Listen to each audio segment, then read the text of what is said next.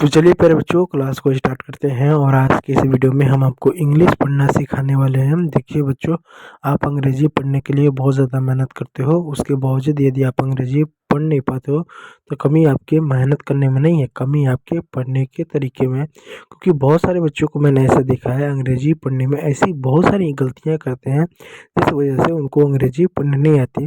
उनमें से एक गलती है मात्राओं की समझ ना आना, उनको मात्रा अच्छे से मालूम नहीं है। आप कहोगे यार हमको मात्रा एकदम अच्छे से मालूम है, हमको मात्रा आती है। ठीक है, आती है। मैं आपको एक छोटा सा टेस्ट लेता हूँ, अपने आप से सवाल पूछना कि आपको ये मालूम था। मैं यहाँ पर एक शब्द लिखता हूँ CAR और दूसरा शब्द लिखता हूँ CAT। अब इन दोनों शब्दों को पढ़ो। अब क्या पढ़ोगे?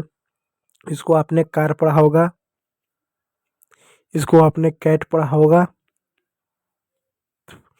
कार में इस ए को आपने यहाँ पर आ की मात्रा पढ़ा होगा, और कैट में इसको आपने ए की मात्रा पढ़ा होगा। मुझे ये बताओ, जब सी ए यहाँ पर भी है, सी ए यहाँ पर भी है, बस अंतर एक का है, आर और टी का सिर्फ अंतर है, तो आखिर मात्रा क्यों बदल गया? ए वहाँ भी है, ए यहाँ पर भी है, सी पर वहाँ पर भी मात्रा लगा है, यहाँ पर भी सी पर मात्रा लगा हुआ है, तो मात्रा आखिर आपका चेंज क्यों हो गया? यहाँ पर आपने कार पढ़ा तो यहाँ पर कैट क्यों पढ़ा? अगर CAR कार होना चाहिए तो CAT काट होना चाहिए, काट होना चाहिए। कैट कैसे हो गया? आपको मात्रा बच्चों अच्छे से आती है, लेकिन मात्राओं का जो प्रोनाउंसिएशन है कि कब किस मात्रा को क्या पढ़ना है, कैसे पढ़ना है, वो नहीं मालूम है। इसी वजह से अंग्रेजी पढ़ने में आपकी गलती होती है। आप ऐसा नहीं कि अंग्रेजी नहीं पढ़ पाते हो, अंग्रेजी पढ़ते हो, लेकिन अच्छे से उसका शब्दों का प्रोनाउंसिएशन नहीं कर पाते हो। आप पढ़ते हो, आप क्या पढ़ते हो? आप पढ़ते BUT, अब इसको बुट पढ़ते हो का, तो बी का ब, यू का ऊ की मात्रा, टी का ट। अब बुट पढ़ते हो, फिर पीछे से आवाज नहीं, बुट नहीं है, ये तो बट है, तो कहते अच्छा BUT बट। फिर आता है PUT, तो इसको कहते हैं पट, तो आता नहीं, ये पट ने पुट है। तो क्यों आखिर ऐसा होता है? क्योंकि आपको मात्राओं की समझ नहीं है।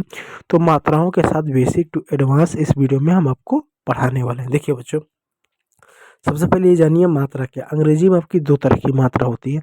एक आपकी मात्रा होती है 12 अक्षर की मात्रा।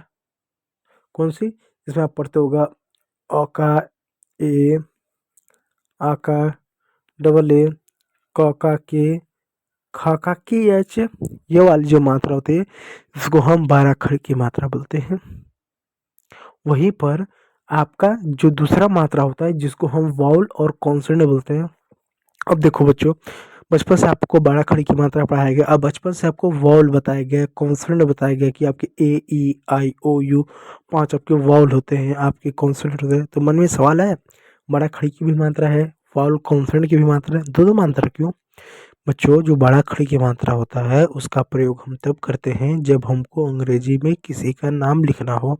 जैसे आपका कुछ नाम होगा, नाम क्या है कमेंट बॉक्स में कमेंट करके ज़रूर बताइएगा। तो जब किसी का नाम हमको अंग्रेजी में लिखना हो, किसी जगह का नाम अंग्रेजी में लिखना हो, तो हम क्या करते हैं, हम बड़ा खड़ी की मात्रा का प्रयोग करते हैं। या जब हमको हिंदी वाली अंग्रेजी पढ़ना होता है, हिंदी वाली अंग्रेजी कैसे? जैसे ये तुम क्या कर रहे हो, ये वाली अंग्रेजी जब आपको पढ़ना हो तो इसके लिए बड़ा खड़ी का मात्रा आता है। लेकिन अंग्रेजी का एकदम मूल शब्द पढ़ना है। देखो यहाँ पर अंग्रेजी के मूल शब्द है, मेन शब्द है, ठीक है। इनको पढ़ने के लिए वॉल और कॉन्सोनेंट का मात्रा। अब कहोगे हमको तो वॉल और कॉन्सोनेंट मालूम है। हाँ बच्चों, आपको वॉल मालूम है कि 5 होता है, E E I O U, लेकिन उनका प्रोनाउंसिएशन का रूल नहीं मालूम है। जैसे अगर मैं आपको लिखूं AE I O U, ये आपके 5 वॉल हो गए। अब हम क्या करते हैं, जब अंग्रेजी को पढ़ते हैं तो हिंदी की मात्रा का प्रयोग करते हैं। जैसे अगर हिंदी में ये बड़ी ई है तो बड़ी ई का यह मात्रा है, इसको हर जगह बड़ी ई की ही मात्रा पढ़ेंगे। ऐसा नहीं कहीं पर ऊ की मात्रा हो गया तो कहीं पर ए की मात्रा हो गया, कहीं पर औ की मात्रा हो गया, नहीं, हर जगह ये बड़ी ई की ही मात्रा रहेगा। अंग्रेजी में ऐसा नहीं होता है। अंग्रेजी में अगर ये ए है तो इसको हम औ की भी मात्रा पढ़ेंगे, आ की भी मात्रा पढ़ेंगे, ए की भी मात्रा पढ़ेंगे, ए की भी मात्रा पढ़ेंगे, ओ की भी मात्रा पढ़ेंगे। मैंने लिखा अबाउट, ABOUT, अबाउट में ए को हमने अ पढ़ा, मैं लिखूँ कार, कार में ए को आ पढ़ा, मैं लिखूँ नेम, नेम में ए को मैंने एक ही मात्रा पढ़ा, मैंने लिखा कैट, कैट में ए को हमने ए की मात्रा पढ़ा। और जब मैं लिखूँ बॉल, बॉल में मैंने ए को औ की मात्रा पढ़ा, किसकी मात्रा पढ़ा, औ की मात्रा मैंने पढ़ा। तो इसका मतलब है प्यारे बच्चों, तो इसका मतलब है क्या है बच्चों, ए का उच्चारण फिक्स नहीं है, ए को अ भी पढ़ते, आ भी पढ़ते, ए भी पढ़ते, ए भी पढ़ते, औ भी पढ़ते, 5 रूप से पढ़ते हैं। तो बच्चे मेरे सामने सवाल उठाते हैं, हम ये कैसे जानेंगे कि ए को कब क्या पढ़ना है? तो उसका बच्चों नियम होता है। तो नियम में मैं आपको आज बताऊंगा कि कब ए को जो है आप ए की मात्रा ए की मात्रा पढ़ोगे, कब ए की मात्रा पढ़ोगे, कब औ की मात्रा पढ़ोगे। तो चलो क्लास को स्टार्ट करते हैं, ठीक है? ठीक है प्यारे बच्चों, चलो। लेकिन उससे पहले एक और बात, जब हम अंग्रेजी पढ़ते हैं तो अंग्रेजी में जो दूसरा आपका होता है कॉन्सोनेंट होता है। अब आपको मालूम है 21 कॉन्सोनेंट होते हैं। देखो जब अंग्रेजी पढ़ते हैं तो हम कॉन्सोनेंट का साउंड पढ़ते हैं, नाम नहीं। जैसे मैं एक कॉन्सोनेंट लिख दूं, अक्षर, इसको क्या पढ़ोगे? बहुत सारे बच्चे कहेंगे इसको एस, एस पढ़ते हैं, एस, एस पढ़ते हैं, ठीक। लेकिन बच्चों इसको पढ़ते हो भले आप एस, लेकिन इसका जो साउंड होता है वो सौ के रूप में निकलता है। जैसे मैं लिखूं STAR, या इसको छोड़ दूं, मैं छोटा सा लूँ, मैं लिखूं सन, तो एस को यहाँ पर एस नहीं आपने सौ पढ़ा, एन को नौ नहीं, एन नहीं आपने नौ पढ़ा, तो इसका मतलब साउंड पढ़ा। जैसे मैं ये पूछूं ये क्या है, आप कहोगे बी है, लेकिन इसका साउंड ब के रूप में निकलता है। अगर मैं लिखूं BAY, BOY, तो आप यहाँ पे इसको बॉय पढ़ो, यानी बी को बी ना पढ़ते हुए आपने ब पढ़ा, तभी तो बॉय हुआ, बैग हुआ, बिग हुआ। तो वो अंग्रेजी पढ़ते समय कॉन्सोनेंट का साउंड पढ़ते हैं, ठीक है? तो चलो क्लास को स्टार्ट करते हैं। देखो रूल नंबर 7 से क्लास को स्टार्ट करते हैं।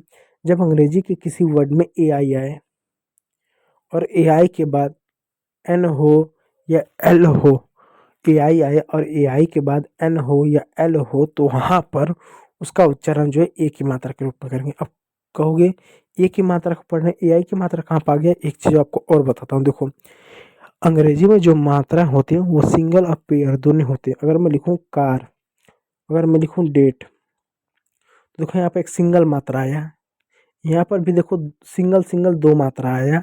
लेकिन अगर मैं लिखूँ रीड, अगर मैं लिखूँ जो हूँ यूरोप, अब देखो यहाँ पर भी मात्रा आया, लेकिन मात्रा सिंगल नहीं है, मात्राओं का पेयर आया। यहाँ पर ई है, यानी ई और ए मिलकर दो मात्रा का पेयर बना है। यहाँ पर ई यू मिलकर दो मात्राओं का पेयर बना रहा है,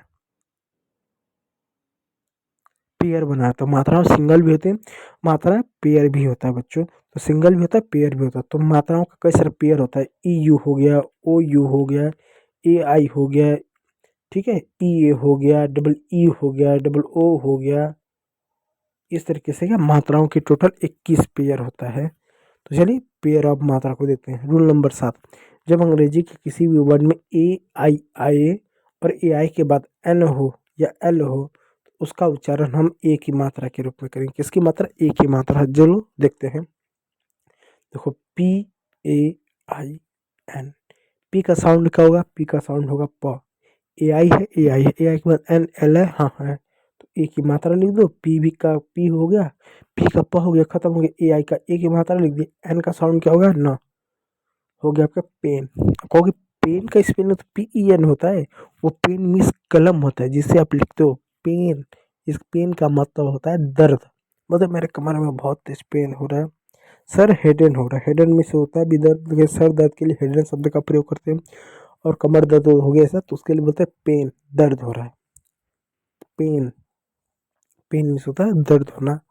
उसी प्रकार एक और शब्द है MAIN, एम का क्या लिखेंगे? मॉ लिखेंगे। AI का क्या? एक ही मात्रा, एन का क्या? न, हो गया मेन। कहोगे MAN मैन होता है, MEN मेन होता है। ये मेन का स्पेलिंग तो गलत है, मेन, मेन मीन्स होता है मुख्य, मुख्य। कहते हैं ना मेन आदमी, या मेन नहीं, कहेंगे मेन बात क्या है? मुख्य बात बताओ, तो वो वाला मेन होता है। अब देखो एक और शब्द है TRAI, टी का क्या लिखोगे, टॉ लिखोगे। अब देखो उसके बगल में आर है, मैंने कहा कि जब दो कॉन्सोनेंट एक साथ होते हैं तो पहले वाले कॉन्सोनेंट को आधा लिखते हैं, तो जब आर पहले हो तो ऐसे ही लिखेंगे, आर बाद में तो ऐसे ही या इस तरीके से लिखते हैं। आर को ऐसे लिख दो, टी भी खत्म हो गया, आर भी खत्म हो, ए आई को एक ही मात्रा लिख दो, एन को नौ लिख दो, हो गया आपका 10। अब चलो एल वाला देखते हैं, BAI, बी का ब लिख दो, ए आई का एक ही मात्रा, एल का लॉ लिख दो, हो गया बेल। बेल मीन्स होता है घंटी। उसी पर MAIL, एम का म लिख दो, ए आई का एक ही मात्रा लिख दो, एल का लॉ लिख दो, हो गया मेल। मेल मीन्स होता है डाक, ठीक है, इस बात को याद रखो। तो चलिए प्यारे बच्चों, उम्मीद करूंगा आपको एक ही मात्रा समझ में होगा। यदि समझ में होगा तो वीडियो को जरूर लाइक कीजिएगा, चैनल पर तो सब्सक्राइब कर लीजिएगा। वीडियो को देखने के लिए बहुत बहुत धन्यवाद।